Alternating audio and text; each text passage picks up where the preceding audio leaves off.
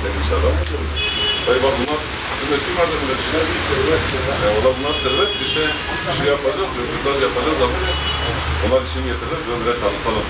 Kelibarın faydalarını bilmiyorlar. Bütün malzemeleri kelibarın üretmiş ama ne yazık ki şimdiki günümüzde ise bakıyorsun malzemeleri plastikten naylona ve plastik naylon bir yerden sonra ne yapıyor? Mikrop çoğaltıyor, mikrop üretiyor ama kelibar tam tersine. Üzerinde mikrobu barındırmıyor, mikrobu öldürüyor.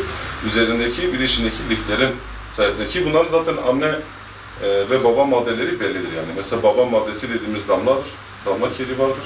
Hani bugün damla kelibarın piyasada yüksek altın gibi gramla satılmasının nedeni budur, şifa kaynağı olmasındandır. İşte doktorların ve aşıların pulpa tesbih kullanmadığı zaman Osmanlı döneminde işine son verdiği resmi kayıtlarda mevcut yani resmi kayıtlarda olan bir iştir.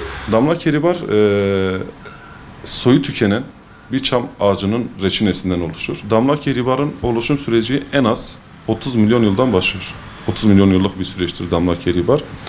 Şimdi son derece sağlığa faydaları olan damla kelibarın oluşumunu çoğu bilim adamları 25 milyon yıl, çoğu bilim adamları 110 milyon yıla kadar çıktığını söyleniyor. Üzerinden milyon yıllar geçtikten sonra deniz altında su seviyesi yükseldiği için deniz altında kalmış ve deniz altında bu kütleleşmiş, taş haline gelmiştir. Taş haline geldiği için de bugün günümüzde bunları işte birçok materyallerde kullanıyoruz. Örneğin tesbih yapımı, kolye, bileklik, tabak, çanak gibi birçok yapımlarda aslında damla kelibar kullanılır. Kuka ne yazık ki günümüzde değeri bilinmeyen bir taştır. Onu özellikle belirtelim bu konuda.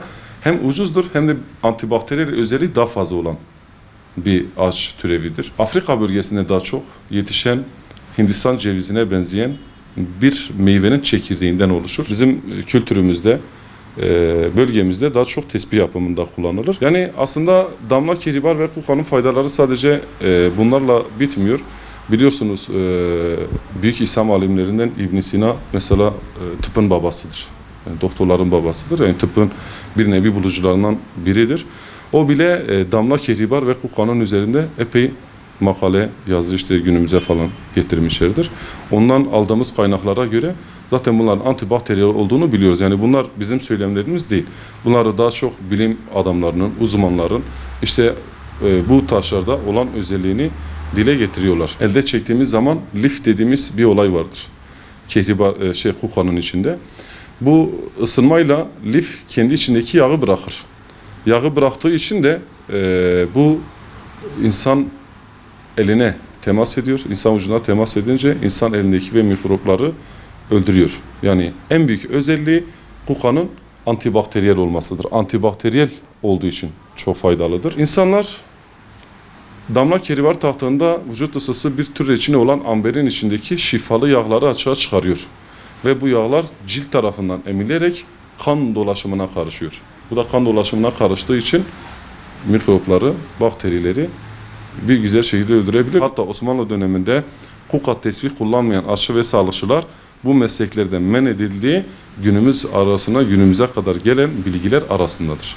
Çünkü elde antibakteriyel özelliği olan ürünlerimiz dediğimiz için hani var birçok ürünümüz var. Sadece damla kelibar ve kuka değil. Yani burada görüyorsunuz binin üzerinde tesbih var. Her biri de farklı. Bunlar da kelibar çeşitleridir. Fakat antibakteriyel özelliği olan ürünlerimiz bunlardır. Damla kelibar ve kuka.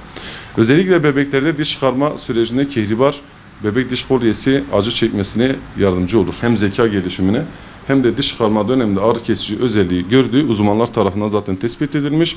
Hatta müşteriler bunu doktorların tavsiyesiyle de gelip almaktadırlar yani. Bunu özellikle belirteyim çünkü bunlar bebekler için kullanılan şifa taşlarıdır.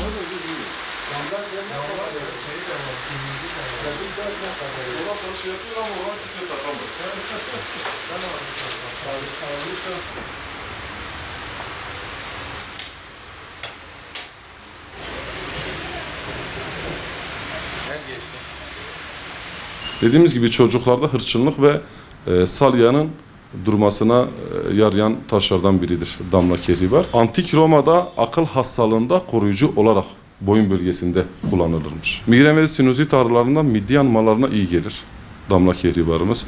Alerjik hastalıklara iyi gelir, romatizmal ağrılara iyi gelir. Özellikle Avrupa'da ve Batı'da kehribar ilaç olarak kullanılıyor. Özellikle ağrı kesici şuruplarda daha çok kullanılır. Eski dönemlerde özellikle Osmanlı döneminde insanlar kehribarın faydasını bildiği için ellerinin dokunacağı her şeyi kehribardan yapmışlar. Örnek olarak vereyim, bir bıçak.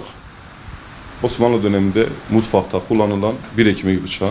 Dikkat ederseniz hemen başı kehribardan yapılma. Katalin dediğimiz bir ana maddeden.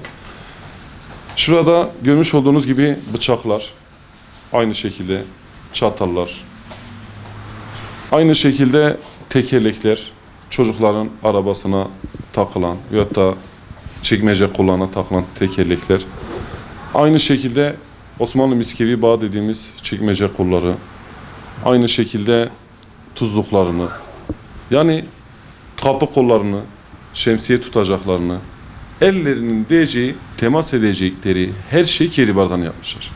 Bunda neden yapmışlar? O dönemde hani onlar biliyordular. Bunların antibakteriyel özelliği, dezenfekte özelliği olduğunu bildikleri için ellerinin değdiği şey yapmışlar. Mesela günümüzde bugün belki dikkat edersiniz insanlar maske takıp eldiven takıyorlar ya. Kapıları tutuyorlar değil mi? Kapıları tutuyorlar ve kapıyı tutarken adam rahatsız oluyor. Hemen elini yıkıyor. Neden? Çünkü dokunduğunun mikrop üzerinde barındırdığını biliyor. Ama kehribar öyle değil. Tam tersine. Üzerinde mikrop barındırmaz. Hani şöyle söyleyeyim.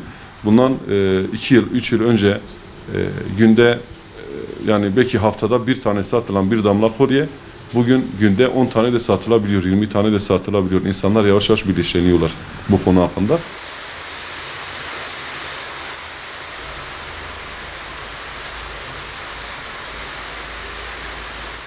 Bunlar Osmanlı döneminden kalma, yani o dönemin insanları o kadar akıllıdırlar ki adamlar elinin değdiği her şeyi kehribardan yapmışlar.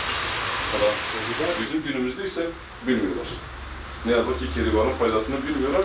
Ama inşallah bizim de amacımız insanlara kehribarın faydasını öğretmek.